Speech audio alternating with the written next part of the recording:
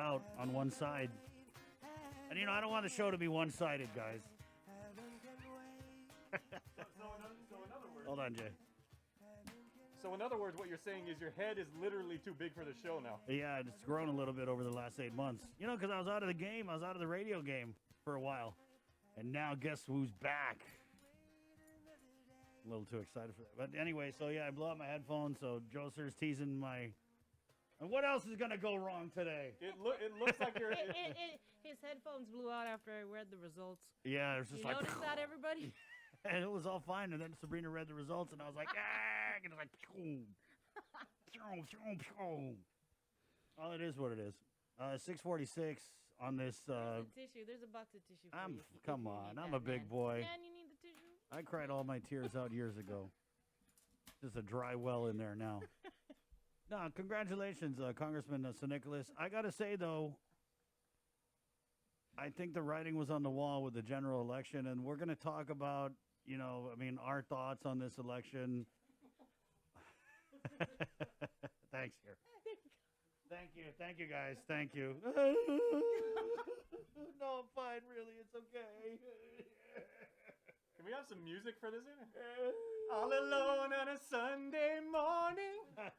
Outside I hear the rain is falling. It's okay, guys. I'm okay, really. Now, literally. Don't all ask at once. And guys. he's all cried out over you. I just had Finadeni in my eye. Shout out to Lisa and The Full Force audio's of low, Cult Jam, by the way. Where? Getting, Are we? People are saying the audio's kind of low. Okay. Well, it's because I got these wimpy headphones on now. How about now? Say something. Hi. Okay. The Hi. results are San Nicolas 10,326 to Underwood 6,996. Man. Let's go to the KUAM News Zoom room. Hey, it's all in good fun. I mean, hey, it is what it is. These guys. So we're going to the Zoom room here where we've assembled.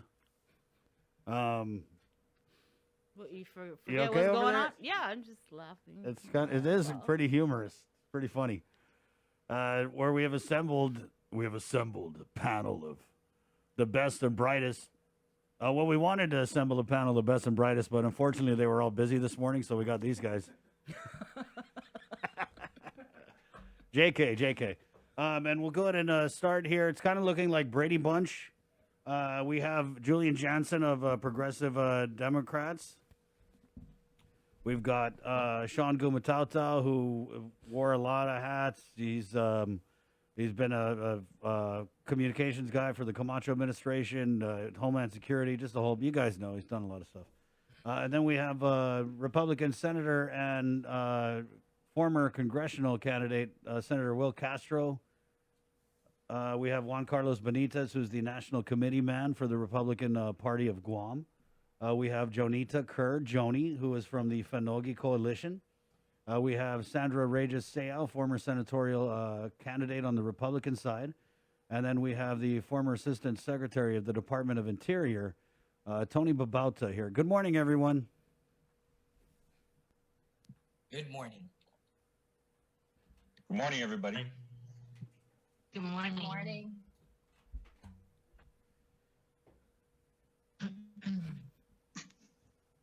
Joni? Good morning, Joni. Unmute. Yeah, unmute. Oh, yeah. Okay. We're going to stay unmuted now? No, yeah, just get unmuted. Let's go. Julian, good morning, right. Julian. Morning. You all right, Julian? We have the same headphones, I see. We got the same headphone sponsor. Okay. So really, I guess we'll just start with, let's start with Juan Carlos, who's drinking coffee from his Trump cup. Talk about product placement. Juan, you have been a smiling man in this Zoom room you were like the first one in. He was ready. It's been a good afternoon here in Washington, and so I've been enjoying the wins, and I want to congratulate Young Kim, former Guam resident, for winning her congressional race in Orange County, and also we had a second win in Orange County, also to another Korean American, a good friend of Guam, also Ms. Young. So it's excited to hear about those. We ended up with so far a pickup of 9 congressional seats in Congress, lowering the difference between Republicans and Democrats to 12 members. So it's been a good day. You know, in the case of Guam, unfortunately, the primary was between 2 Democrats, and it ended up in a lower turnout. Not many people showing up to vote. I think that it means that the Republicans bring the excitement. Juan, I mean, it's no secret the Republicans, both the party and then with some of the senators and yourself, have enjoyed a really close relationship with Congressman San Niicolas. I mean, he shouts the Republicans out more than he does the Democrats. So, I mean, from your perspective, is this a win for the Republican Party in Guam? Not necessarily, but it's a win to bipartisanship. I would have to say the Congressman San Niicolas has been open to working in a bipartisan manner with the Republican Party of Guam, including Senator Will Castro, who we work together on the war reparations issues in Guam. And it is good to see that continue. You know, as we move forward, we hope that will continue. And recently, and in fact, that our last interview, the speaker said that she was now willing to join the party of trying to have bipartisanship and working together to get Guam's things accomplished. Right, yeah. And let's go over to Senator Will Castro. Senator, just first of all, with these results, is this what you anticipated, or were you expecting a different outcome? I definitely didn't expect such a low voter turnout. I wasn't able to analyze the precinct by precinct results, so I'm very curious. You know, it wasn't a surprise for me to see Underwood concede early if he was tracking the first 5 precincts that were reported. So there's some soft spots for Mr. San Niicolas, but if Mr. Underwood wasn't able to convert, then the writing's on the wall. So no, absolutely, it was a poor turnout. I mean, you're talking of what, 30% voter turnout compared to the primaries and the generals of the years past. And so there are a lot of reasons for that, obviously. 1, COVID, that's obvious. 2, not as many candidates coming out. 3, was there enough of a reason for the electorate to show up to the polls to vote? Did Mr. Underwood give a compelling argument that he was the better choice? And maybe some felt that their gods were lost, or there wasn't enough of an incentive to come out. Sean. You know, I woke up this morning and I was trying to get my head wrapped around the election commission results, around 4:30 this morning. For 70 years, this community has been voting for its offices and folks that are going to represent them. It wasn't, but it's less than 50 years ago that we started to elect governors, and then the legislature and all the like started to be a little bit different in the complexion of how elections are done. But when you look at the numbers, when I was just going back, the last time there was something even remotely this small, and we were talking about it right before we jumped on the call, it was 2000 that we saw a voter turnout for a primary that was just around 42%. And even at the time we were having the discussions, we were just wondering, like, what was the cause of it? It's kind of strange that now, 20 years later, we're seeing not only a low voter turnout for a general election, in the lowest in the history, and then a runoff, which would only be the second time that it's been done for any election since, again, we started voting for our representative offices in almost 70 years ago. It's an interesting state of affairs. What does the next 10 years bring for all of us, and how are elections going to be done? How do people view the idea of electing their representatives? I was saying yesterday, it's going to take at least a year for us all to kind of sit there and look at what happened and what can we do as a community, or at least in terms of the parties, and maybe even just the electorate itself, and how they want to move forward with electing their representatives to these offices. And yeah, kudos to Mike San Niicolas for winning. Kudos for the people of Guam for listening and enduring all of the campaigns and the signs that are all over the roads and all those things that are associated with elections. It's now over, and the real work now will begin in terms of moving the island forward, especially during these very challenging and extraordinary times. Yeah, Sean, you do raise some interesting points because I think this election was about more than just San Nicolas versus Underwood. It was really, to me, a test about what type of campaigning, what type of interaction the voters are willing to accept from not just candidates, but from their elected representatives. So we'll come back to that. Though, let's go with Julian. Julian, I don't know if you're choked up this morning or we made a joke that you were up all night stabbing your Mike San Nicolas voodoo doll. No. No, actually, I went to sleep a little bit late, and I have a little bit of a, I don't know, throat thing and a little, anyway, whatever. Yeah, yeah. A little cold. A little cold. Anyway, no, I was not that surprised by the outcome, of course, because it's pretty close to what it would have been on the expectation that there's one less candidate, and the rates of support seem to roughly the same, a little here, a little there. The turnout, of course, is abysmal, and that is understandable because there wasn't a long period of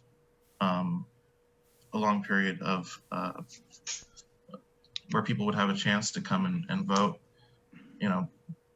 but surprisingly, it didn't seem to affect the overall rates that or conversion rates, if you will, that each of the candidates was able to secure. I was personally a bit disheartened about the way the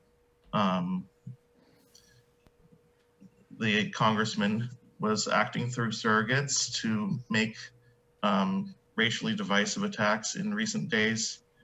I thought that was very disappointing, and I think it's unfortunate that people were not able to see exactly what is really going on with the congressman and how destructive he is to the community and how he hasn't really been helping the people of Guam in the way that he would like to represent himself as helping. But that's sort of what's to be expected in a low information situation where you have a congressman who has been absent and where he's over there, and a lot of people don't really know what's going on the federal level, and it's very hard to penetrate that. So I'm not that surprised about the outcome. Yeah. Very, very interesting points, Julian. I totally agree. Low information. I mean, no access. Those are pretty relevant issues, and I think it really explains why we see a lot of people with this messaging that Congressman San Nicolas has done more than any other congressman we've ever had put together. And so, yeah, you're right. I mean, low information. Information is key. If you don't have a well-informed electorate, then they're going to do things like elect Donald Trump. Anyway, just kidding, Juan Carlos. Let's go on to Joni Kerr of the Finogi Coalition. Of course, the Finogi Coalition. Did you guys endorse former Congressman Underwood? No, thank you for inviting me today. Buenas. Yeah, no, the Finogi Coalition did not endorse Underwood. We actually do not officially endorse any candidates, political candidates. But as we stated in our last forum, we were able to get some representatives of our organizations online and in the Zoom room and on a virtual meeting that played out on Facebook.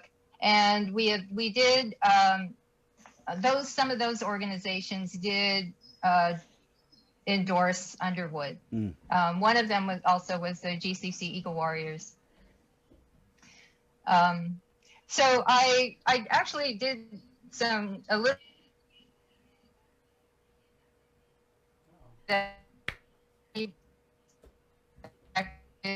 were kind of that the incumbent would be successful in a runoff. A runoff election is really difficult to pull off, and especially if you're running against an incumbent. But it looks like, I know we had the percentage, 31% only came out, but 10,920 people who voted in the general election did not show up for the runoff. So, I mean, that's huge. 10,920 didn't come back.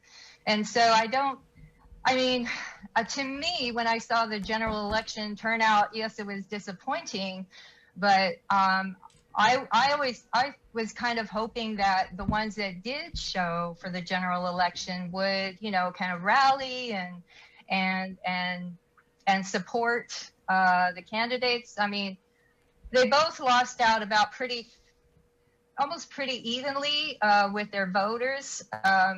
Both did not get the same number, or of course the same number of votes, but MSN lost out on about 2,700, a little less than 2,700 voters, and Underwood lost out on about 2,300 voters who did not show up. So I just a little, kind of disappointed, but not really surprised. Sandra. But yeah. Oh, go ahead, Johnny. Finish up. We're hoping that things will play out, eventually. I'm actually hoping that because of all the messaging that's been going on through Facebook, that, I'm sure you guys have noticed the Facebook wars, that hopefully the congressman's office and the congressman will realize that there are people here on Guam who are really watching him closely. And we are cognizant of sources that are keeping track of his record. And so we're going to be, kind of watching how he plays out the rest of his term. And really, you know what? 2 years is not that long. 2 years flew by, and 2 more years, if he manages to stay in 2 more years, not that long. Sandra? Yes, sir. Good morning. Good morning. So we're texting. You ran on the Republican side, and I know you said that your Gazu didn't make it, and so you're rooting for San Niicolas to win. Yes, sir. Yeah. So what did you make of this big win for Congressman Mike San Niicolas? I was excited, and I told his staffers, because I did go out to some of the polling stations. I have my MSN shirt and did the wave at Chalampago and in Manila, and I told the staffers, that I didn't vote for MSN during the general. I had to go with Will Castro. But with the runoff, I had to go with MSN. So I was excited to support him, and I'm excited he won. What were your reasons for supporting MSN, or the congressman? Because the reason why I supported MSN is he's already in there, and honestly, with all our elected officials, to me, I feel that he has served our island during this pandemic. He's the only one who has helped the people of our island. He's gotten all these funding. I mean, we can't help it what happens when the funding gets here, but I felt that he helped us, with the executive branch and our legislative branch, and he's done the most work so far. Tony. Unmute. Morning. Morning. Good morning, everybody. Good morning. Good morning, everybody. Right on. How are we feeling today? The entire Brady bunch. Good morning. Okay, let us have it, Tony. There's so many topics that everyone discussed. I don't think I disagree with kind of some of the early post-election analysis about voter turnout. Being able to, the challenge from the candidates to be able to motivate their voters and the electorate to come out, the drop off in participation between the general election and the runoff. That's a challenge. I would imagine during a non-COVID time, and during this pandemic, it's an even greater challenge. I was very impressed by Mr. Underwood's campaign. I thought he did a lot to try and get out his message, both on social media, traditional media, seemingly, making himself available. I was disappointed that there was no debates. I thought, when you talk about informing the electorate, I thought that would have been good for everyone to understand where the two candidates, where the positions are and how they oppose each other. And that may have motivated more people to come out and vote. A disappointing turnout.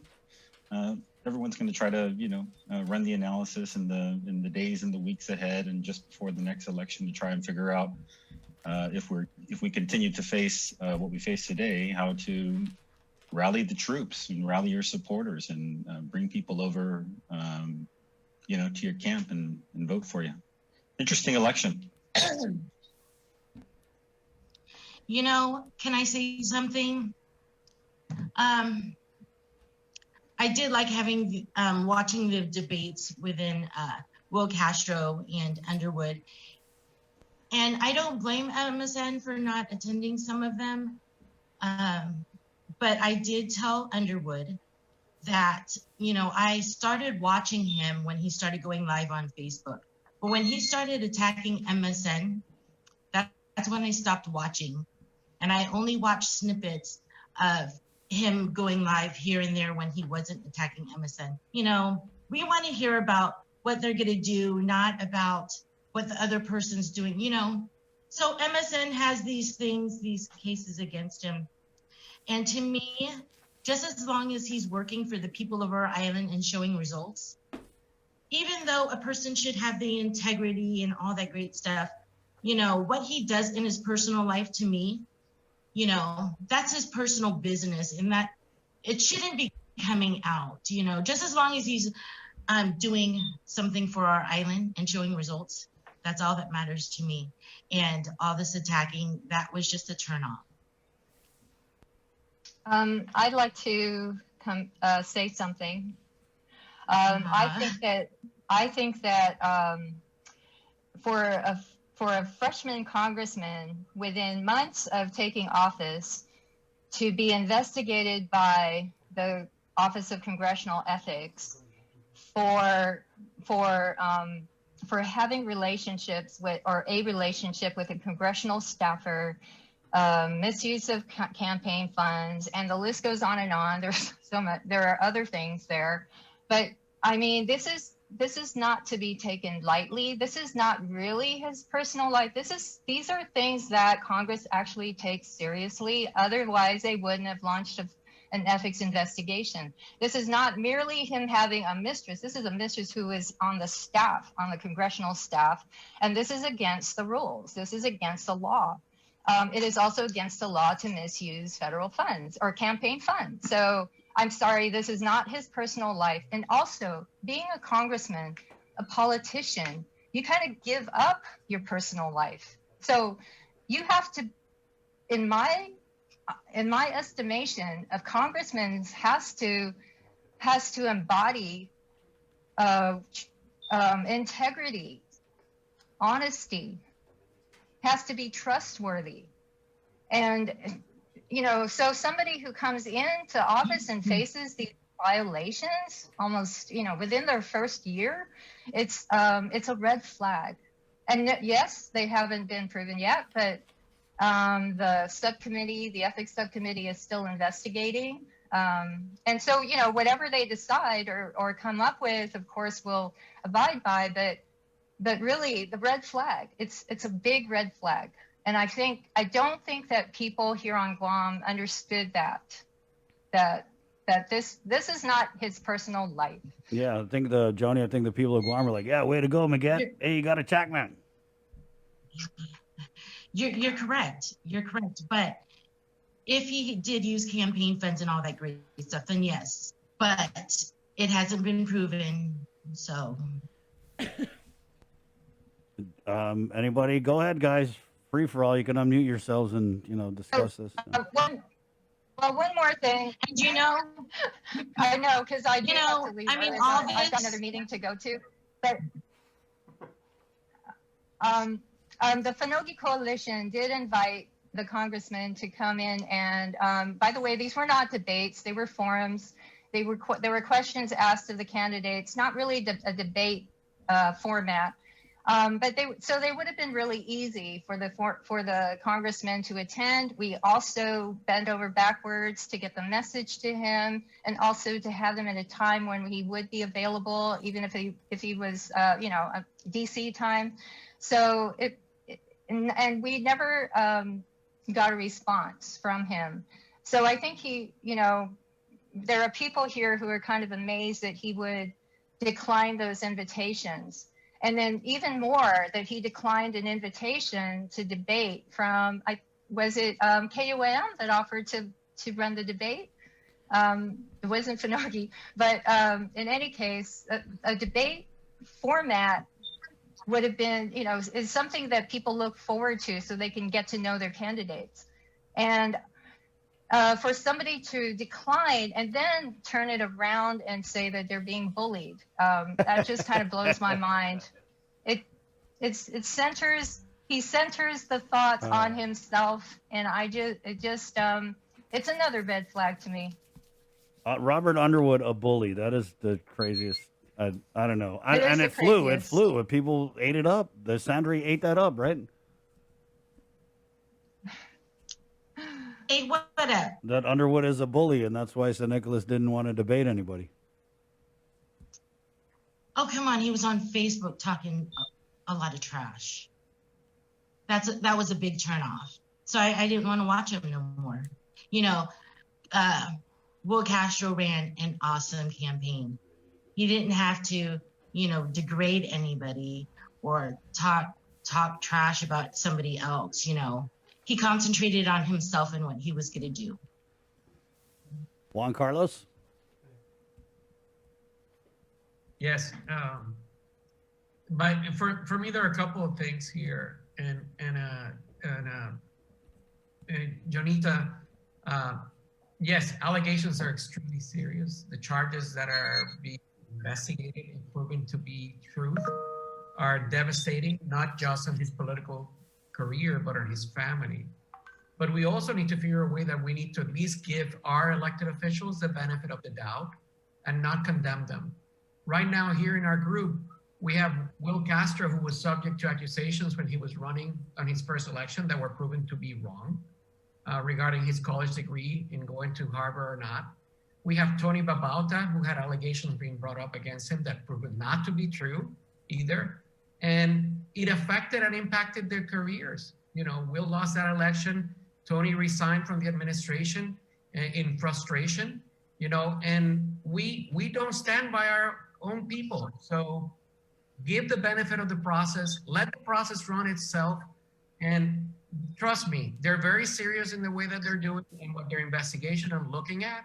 And if it is true, shame on them, and they're going to suffer the consequence.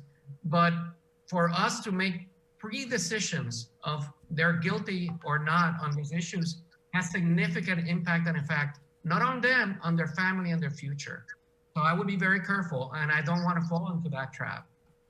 For me, we judge an individual on what he's doing and his ability to perform or not to perform. San Niicolas did a lot of good, and not everything he's done is good. He's not his personality is sort of unique. He has this love relationship with Chris that we see every day. But reality is somehow he figured a way. He figured a way to become vice chairman of the finance committee in the House as a freshman congressman. That is surprising and something that we need to look at. We were able to fix war reparations because he reached out across party lines and got the Republican administration and the Republican Party to support him and the senators. So, that's also weighed in. Wow. Well, I wish Juan Carlos would have spoke this highly about you during the primary and the general. I voted for him. Go ahead, Will. Go ahead. Unmute. I can agree that at least what I was hearing from those I was reaching out to, that Mr. Underwood's style wasn't resonating with a lot of folks. And maybe Sandra's, typifying some of that. And those of us who follow politics hold the integrity standard very high. There are exceptions to that rule, right? Remember Defuntun Ongit? He had a very different style in terms of his leadership and integrity issues. So did Mr. Gutierrez. I ran a very different campaign. It wasn't my preferred style of differentiating myself. I definitely disagreed with Mr. San Niicolas on the Chamorro political self-determination issue, and I certainly disagreed with him on issues of how we conduct ourselves in terms of building that bridge, right? I mean, not to be too cliche about it, but the reality is, I also had differences on my platform pieces with Mr. Underwood, and no disrespect to Joni Kerr, who's a supporter, but I did on many fronts. Unfortunately, you're right. We didn't have the opportunity to debate, and that's where those kinds of questions and answers could be volleyed across, hopefully in a very diplomatic way. But we didn't get that privilege, the privilege to actually ask a question of each other and respond in kind. That didn't happen. We had a 1-minute firestorm, 2-minute firestorm, and that was it. And back to somebody who commented about this, perhaps to the incumbent's credit, perhaps he knew through polling that he was ahead in double digits. Why would you show up to debate when you're already in the lead? That would be the cardinal rule, right? Why debate when you're already ahead? So I don't know what he knows, but what I do know is I didn't have the opportunity, neither did Mr. Underwood, to debate each other. And I think we would have seen a lot of different things. They can attack my record as well. But other than that, I don't think Sandra's way off base in terms of the general sentiment for a lot of people out there. I'm not saying that's my sentiment, definitely not my position. But a lot of people out there saw that as a semblance of the politics of the past. And I made no mistake about it. I told Mr. Underwood I'm voting for him, and I did vote for him. But again, it's not just stylistic. It's perhaps a sentiment of a demographic that's very different from our own. Sean? This is going to make it for interesting fodder in my communications classes moving forward when we talk about the use of mass media and the use of social media, especially when it comes to activities like political activities. For me, as I've been listening for the last couple of minutes, when I think back to campaigns of past, and especially at the onset of social media, it was the ground game that pretty much was, tried and tested. And when you see what happened over the last couple of months with Dr. Underwood, kind of employed pretty much the same tactical, game plan, tactical discipline that we would expect of politics in Guam. Obviously, what Congressman San Niicolas has done is changed that. How campaigns, both Republican and Democrat, moving forward, use either different platforms, how they reach different folks. I would disagree with folks thinking that that values are not an important issue. Values are very important to our community, and as we start to see, this idea of and I wasn't listening to the barbs. I didn't catch any of those across any of the stuff I was on. So to hear it, I just didn't see it. Yeah. But that doesn't mean it didn't happen. But in terms of the modern election and how it's done, I think we all are going to have to, and on this Zoom call, and everyone listening today are going to be looking at this particular event or this campaign, and this is going to set the tone of what's going to happen probably for the next 10 years and beyond. Yeah, and I don't know which one of you guys had said, oh, Will, you were saying, oh, maybe he saw the polls and he was ahead, so why would he debate? When we talk about how pivotal this election was, I think it was, like I said earlier, a test of what we're willing to accept from the candidates and elected officials, how we're willing to accept that they deal with us as voters and constituents. And I think this is, I think Congressman San Niicolas is going to take this as a mandate. Joni, you said, oh, maybe he'll see that there are people who are watching his record. I don't think so. I think he's going to look at this and be like, oh, okay, I don't need to talk to the media. I just keep doing what I'm doing. I'm going to be good. But Sean and Sandra, going back to the tax thing, I'm a little different. I mean, and I was getting some messages from some friends of mine while you were saying that, and they were saying like, yeah, that was a turnoff, Underwood attacking Congressman San Niicolas. And there seems to be this, and you get it when people are really follow an elected leader or a candidate, but this idea that we have to treat him like a baby. Because I don't necessarily think that those were attacks. They were discussions on Congressman San Nicolas's record that he and his supporters framed as negative attacks. But I mean, I'm a grown up. I think that if you run for office or if you're in office, your record is completely fair game. And I don't think that the Underwood campaign or the San Nicolas campaign, for that matter, went in on a personal level. I think they just discussed these issues that San Nicolas has that are probably a little personal, but they're playing out on the national stage. The national media is reporting on these things. But again, Guam is different. That's one thing that I think Congressman San Nicolas has been able to really key in on his messaging is this idea that everyone is against him and he's the victim. Because it works. It works. It makes people want to, support the boy. They want to go and they want to make sure, don't attack him. But I look at it different. I think that it's fair game. And I think former Congressman Underwood, where he fell short was that when he came out and announced his candidacy, half of his efforts were to kind of, I guess on his side, inform people that all these issues were going on with Congressman San Nicolas. And so he had to do that out of one side of his mouth. And then the other side of his mouth, he had to kind of reintroduce himself to a generation of voters who maybe just knew him as a, university professor or a Chamorro rights activist. And so I think he already started at a deficit, and Congressman San Nicolas's messaging has been the same since he was a senator. I'm with the people. The other politicians are against me because I'm with the people. And you just can't compete with years of messaging by throwing together a campaign, essentially at the last minute during a pandemic. Julian? Yeah. I was very annoyed, honestly, when I saw people on social media, especially, kind of complaining about Underwood, like doing low blows or attacking Mike San Nicolas. I feel like everything that he actually said was very much a matter of a public record and is reflective of Mike San Nicolas as a politician and as a public servant, and not going into salacious details about his personal life that I am well aware of, that there are additional problems that people who know him know about, and none of that was really gone into.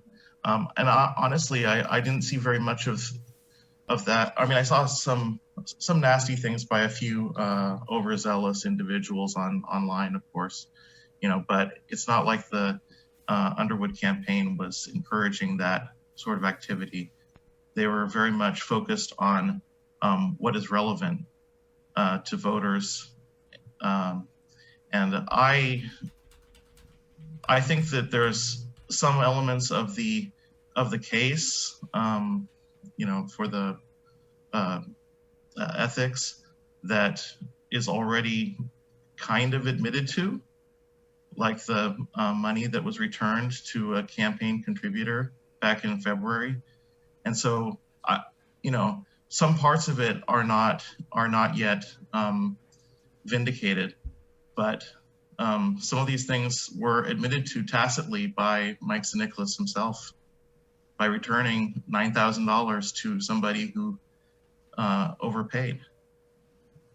A friend of his, not a friend of a staffer, a friend of his gave so much that he had to give back $9,000.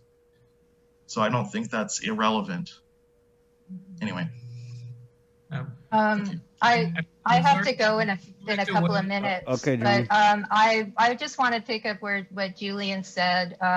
He still is getting a letter from the Federal Election Commission regarding that donation. His reports to the FEC do not include the original amount that was donated. So the FEC is missing some critical information about that original donation. So he did money, but but it's not clear how much he kept. So they're still on his case about missing information. So, by the way, also Chris, you are correct in saying that the congressman's record is out there in the media. The New York Times reported it. The New York Times is huge. If it's picked up by the Times, whether good or bad, I mean, that's a huge newspaper, big media. So it's, you know, I just feel like it's already an embarrassment to our people. But yes, of course, we're going to see how this plays out. I agree, Juan Carlos, that we do have to wait to see, you know, how this all plays out with the investigation. I don't deny that, you know, I mean, we still have to wait. But and also, Robert Underwood's campaign was strictly going after what Mike San Niicolas is missing an action on the floor of the House, missing an action with votes, missing an action with actual results, and probably even there's a disingenuousness that he is putting out there, that and it's really misleading to the people of Guam, that he brought in all this money. I mean, this is his campaign machinery now working.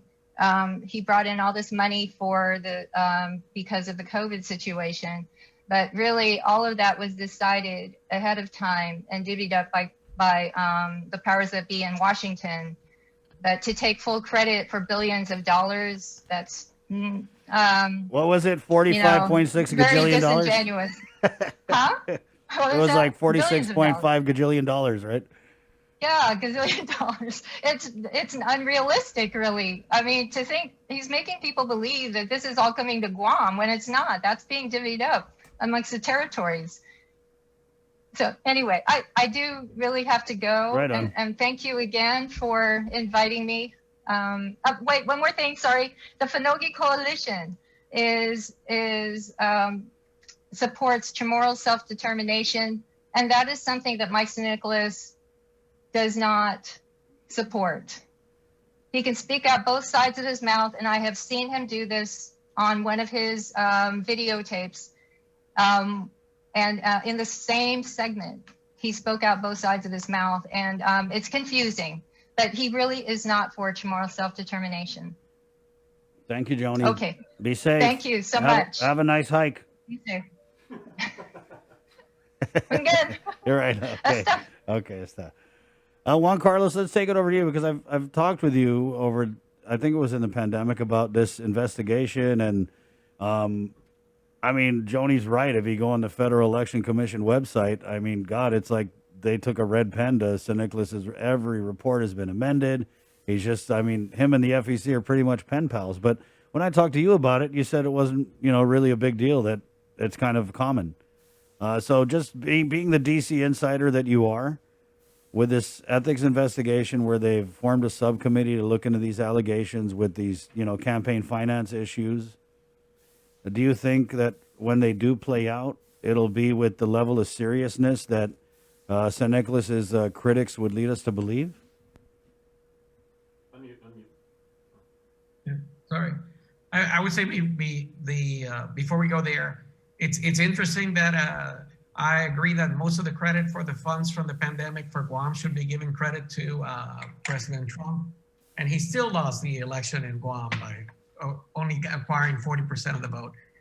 Over $1.2 billion in pandemic aid to Guam, and including us in all the vaccines that are coming out, including the new one that was announced today.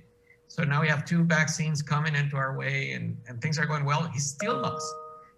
So maybe there's something to that. But ethics investigations are a serious thing. It's not a light thing. It's when you're getting a investigation by Congress, it's something that you need to first of all lawyer up, and you need to make sure that you're very careful on your communications. Anything that you say is could get you in trouble or not say. You need to make sure that everything squares out. Now, there's a difference between that and letters from the commission regarding inconsistencies or concerns regarding your financials. That happens all the time. I think you're going to see after every single elections, both presidential candidates normally return millions of dollars, not hundreds of thousands, not tens of thousands, millions of dollars that have been contributed because you have overzealous donors that want to provide more money or give additional funds, and the campaigns have to return all of that back. You have a number of candidates that will loan themselves or have friends loan them money, and then the commission will decide, no, you're not allowed to accept those as a loan, and then the cap is maxed out, so you need to refund those monies. So does that happen? It happens all the time. You can Google all you want into it. Now, ethics allegations of doing that purposely, of, you're really talking then on a different scale, on a different issue. You even go into criminal, RICO, racketeering. You're trying to do this to benefit yourself in a particular way. So is the FBI investigate those issues? Absolutely, they do. Is that something that needs to be looked seriously? Absolutely. But at this stage, the committee is doing their work. They're investigating the one issue that is clear and is different in DC. If the allegations about the impropriety with its employees are proven, that is an automatic dismissal. That's the rule in the House. I don't see that rules changing under the new administration. Having said that, that was a rule that was installed under Nancy Pelosi, and there's a movement inside the House by AOC and their group to change who's running that, and that might change, but I don't see it changing. I think that that's something that is proven seriously will take anybody down, but let that process run itself. I think keep bringing it up and bringing it up and bringing it up in every single media that they can in Guam doesn't change the fact at the end of the day. Let that process run itself, and we're going to find out. My role is 2 years from now, we're running a candidate. We're going to run a Republican for Congress, and I want that candidate to win, and we want to win based on actions and issues, not just on what people are saying on the back doors that's happening or not happening.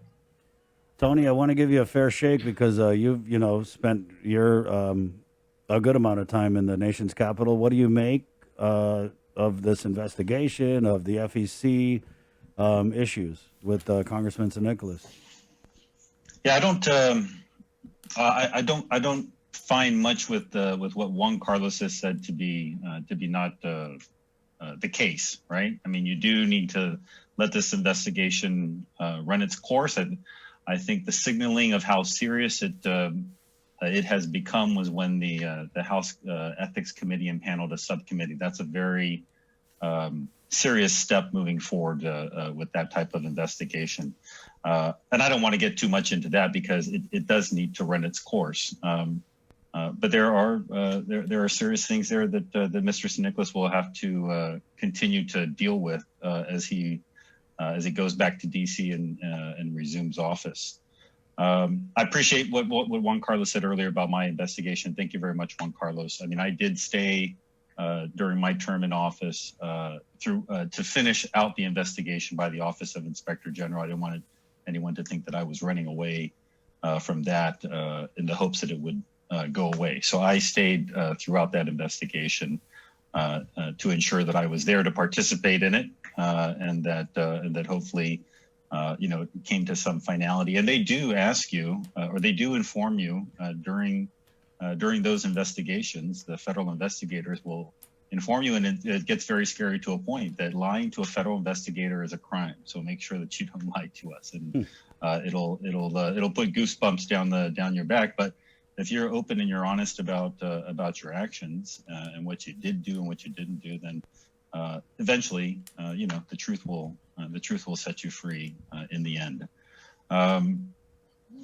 I thought Mr. Underwood ran a campaign based on facts. I mean, even when I talk to my friends and family, the allegations aside and the investigation aside, if I think the people of Guam, and let's apply this to the Guam legislature, the people of Guam had elected a legislator, and that legislator showed up half the time to their job, is that a reason to continue keeping that legislator on? And it goes the same for a member of Congress. I understand Mr. San Niicolas saying that during the course of his term that there are different priorities that you have to weigh that gives you direction and what meetings to take or what votes to cast and so on and so forth. But even the 50% is unacceptable for our delegate to participate in legislative activities at the national level.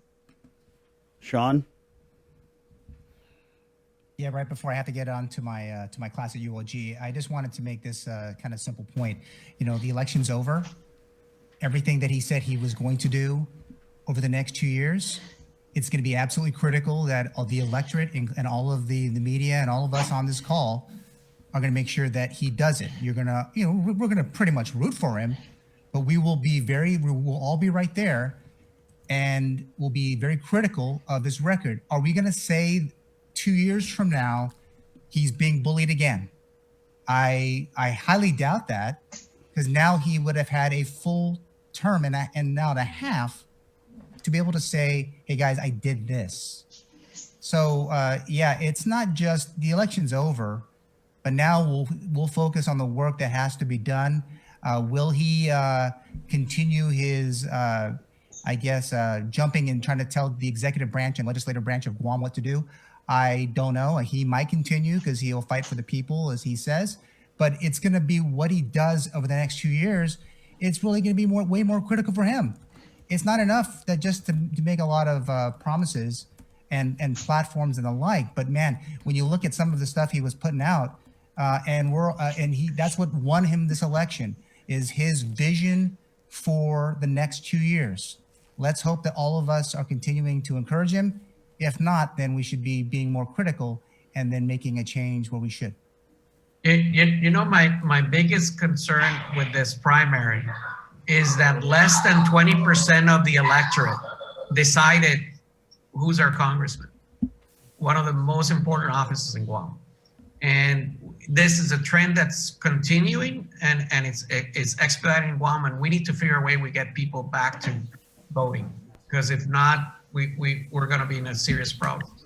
Yeah, no, and I even mentioned, we were talking about seeing the discourse between candidates. I mentioned it yesterday with Serena and Chris, and I'll mention it again.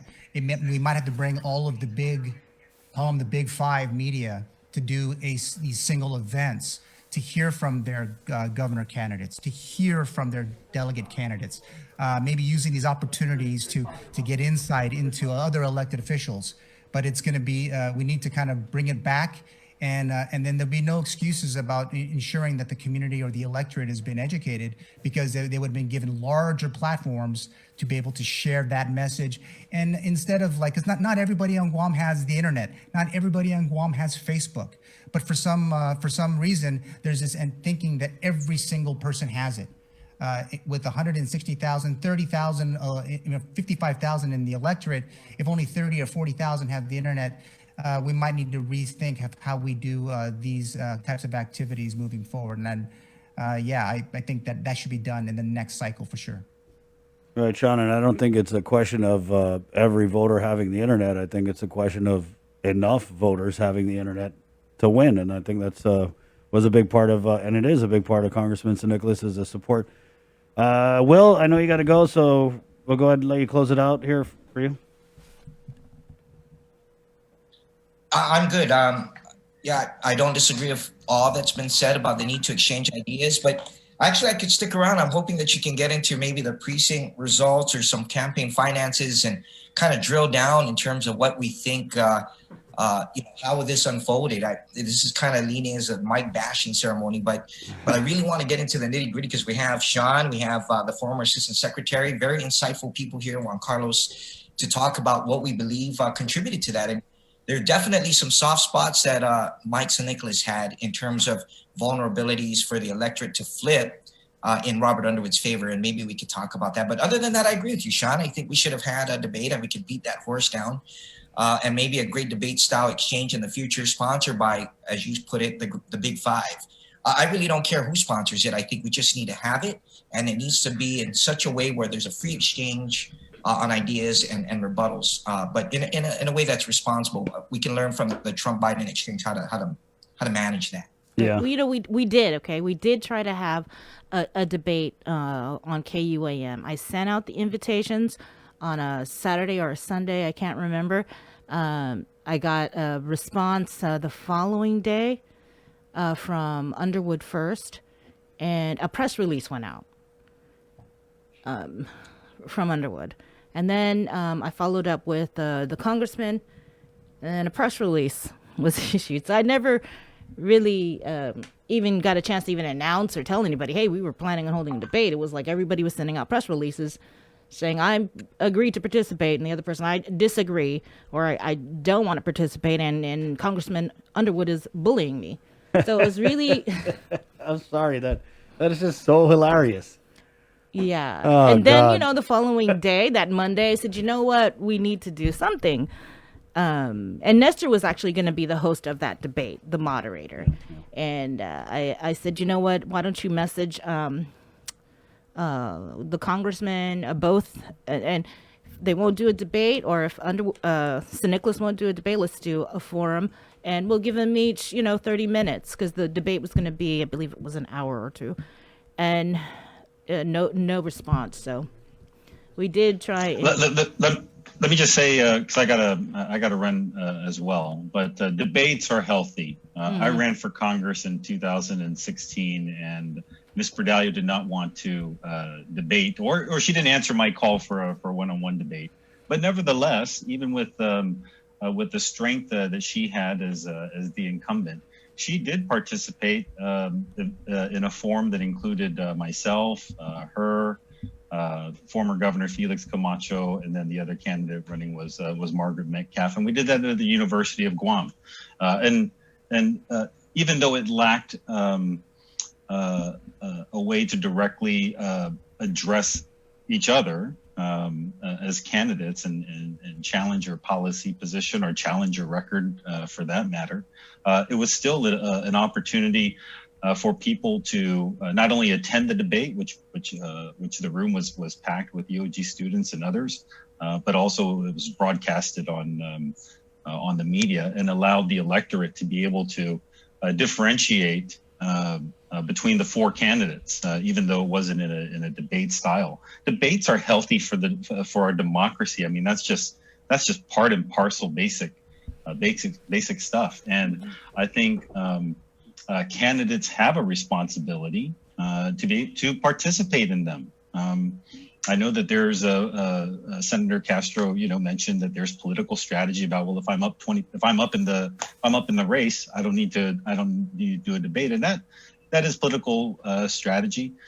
Candidates would end up doing that at their own behest, and in this case, Mr. San Niicolas did it, and there was no price to pay from the electorate, because I guess our electorate is satisfied that they didn't need to hear that differentiation. But I think it's important. I think in a post-analysis environment, maybe we figure out if those are the types of things that energize people and get them out to not only energize the ones who are currently registered to vote, but energize people to participate in the process. Because that's a challenge for the parties every year, is to continue increasing the roles of voters, ensuring that people who are eligible to vote are voting, and to try to have a very high rate of participation in the community. The turnout for the runoff election, I agree with Juan Carlos. Dismal reflection of what I think is a very informed and active electorate in our community. I mean, when we want to go out and vote and rally and everything, we do it. And maybe the pandemic itself took away that spark and that energy, because you can't have a big barbecue or a pocket meeting and get people energized to do things. So a lot of it, like I said, everyone will try to figure out within the next year, and then everyone will create their new strategy for the next election cycle. But do you guys really believe that if the congressman would have participated in debate, that people really would have changed their minds? I think We don't know. We don't know. I don't That's think why it would have that's changed why their you have minds. a debate. I think people already made up their minds after the general election who won this. You know, as a election. political pundit, I cannot fathom why people wouldn't want to have debates. We should have the more the merrier. You know, it gives us, first of all, it gives us a lot to discuss because we now can see the difference between the candidates on specific issues, and when they're facing one another. But we need to acknowledge that this electorate in this election did not weigh that, and in this new social media of getting information and transmitting information, it looks like this newer generation didn't really weigh it a lot. And I think it's a mistake. I think it's something we need to address, but we need to acknowledge that it didn't have the impact that people expected it would. Right. I think that Congress. Go ahead, Tony. Go ahead. Congressman San Niicolas is really intelligent about limiting his interactions. And I think that he didn't want to do a debate because, and although I agree with Sabrina, I think he's definitely got his base. I mean, he snaps his finger. I think 10,000 people are going to vote for him. But in a debate atmosphere where he cannot control the interaction, he won't benefit from it because I think with it's kind of one way he sends out these releases, he posts on Facebook, and yeah, you can comment back, but what you cannot do is call out any kind of inaccuracy or anything. And we've seen in the interactions that Congressman San Niicolas can't control that he doesn't have the self-control to remain in these interactions. Like when he called the link, he got mad and hung up. He's done it on other media. So I think that although, yeah, he's got his people who are just going to go out and vote for him, I mean, that's to his credit. He definitely, I mean, has a huge following. I mean, it shows. This election, they came out, COVID or not, they voted for him. But I think part of that is that mystique is that he doesn't put himself in a situation where he can be questioned, where you can ask a follow-up question. And that's really to his credit because he's built up an image that you just cannot penetrate. You just can't. I mean, we'll ask questions. Joni said it. They went out of their way to invite him. We do the same thing. We send constant emails, text messages, and no response. And not just for campaigns or debates or forums, but for legitimate news stories about him or his office. And so that, I think, is one of his biggest strengths is that he's created this iron curtain that you can't really get into. And the few times that he has exposed himself to, what's normal, I think it's normal for candidates and elected officials to do interviews with the media, to answer. It's totally normal. It's absolutely 1,000% normal. But he just doesn't do that, and it leaves half of the narrative just AWOL. Yeah, but in the old days, the media, the voter would not allow that to happen. There would be a price because he wasn't doing those interviews, because he was not communicating. Right. The difference now is that they're getting to their base through social media. So they might not be answering those questions to you, but privately, his followers are getting the answers that they need to continue their support. And it's a change that we need to figure out how do we address. But it's interesting to see it's evolving. I'm learning. I still don't know it. Right. But it definitely had an impact in Guam in this election. Right on. I think. Can I jump in there? I'm sorry. Go ahead. Go ahead, Will. I think the debates would really bring out a different perspective. I think it may not have the gravitas as the gubernatorial ones, but if you just go back, right? Remember, I don't know if you guys remember the Eddie Calvo debate when that Hanamtaki came out, or even the Reagan debate, or the Kennedy debate, or the Bush debate. All of that, and then you get a lot from nonverbal cues, right? If I was to ask Mr. Underwood about his veterans policy record, right, and drill down in terms of what he did to help Guamanian veterans, I mean, you can see the reactions. Or they ask me why I'm weak on the economy, as an example. You get to see this, and you can't take that back. And you're right. If you're provoked and you react a certain way, you can't take that back. We've seen that with each of the candidates in different forms, but I think it's highlighted and accentuated in a debate where, especially a three-way debate. Do you guys remember when we had that forum with Mike San Niicolas and next to me was Roy Respicio? It wasn't a debate, but it was a live question and answer when Senator Respicio asked then Senator Rory, would you endorse me? You remember that? I was between those two on a KOM, I don't know, decision 16 or something. And Mike leaned over and said, "No, Senator, I will not endorse you." So those kinds of things can really affect the outcome. Remember that? Yeah, I Sabrina, remember was, that. I was like, hashtag awkward. And so the point in these live dynamic situations, you really bring out different parts of people, whether it's their policy or their ability to articulate or one of those dumbfounded moments. I don't know. Okay. Julian, we'll give you the last word, and then we got to run because you haven't said anything in a while. Yeah. Yeah, sorry. Well, I think it's pretty apparent that Mike is most comfortable in an environment where he can just speak without anybody really challenging him, and that is that's something that may be particular to him, but also in general, when you have debates, it does have a chance of harming an incumbent or especially somebody who's maybe in the lead already in a race. I just wanted to roll back a little bit because somebody was asking whether Mike might continue to say that he's bullied in the future, and my answer is yes, he will, because he's thoughtfully constructed this worldview about who he is and how politics works, where he presents himself as the embattled hero. And so he's very thoughtfully trying to get people to always see him under attack. And so he will constantly raise the idea that somebody's bullying him, or that there are forces that are like conspiring against him, and to the extent that that does exist, it's brought upon him by what he has done in the past, and I think he has created people, or created a number of individuals who he has personally wronged for no good reason, and over time that may damage him, and he may have won this time, but one day it'll catch up to him. Thank you, Julian. Juan Carlos, thank you. Senator Will, appreciate your time this morning. Tony, go feed the baby. See you guys. Bye. All right. Oh, there you go. Good talk, Bree. Yeah, good talk. Good talk, Chris. Yeah, it's good. 7:52. We have Administration Director Ed Byrne. We'll go ahead and just go to him because I know he's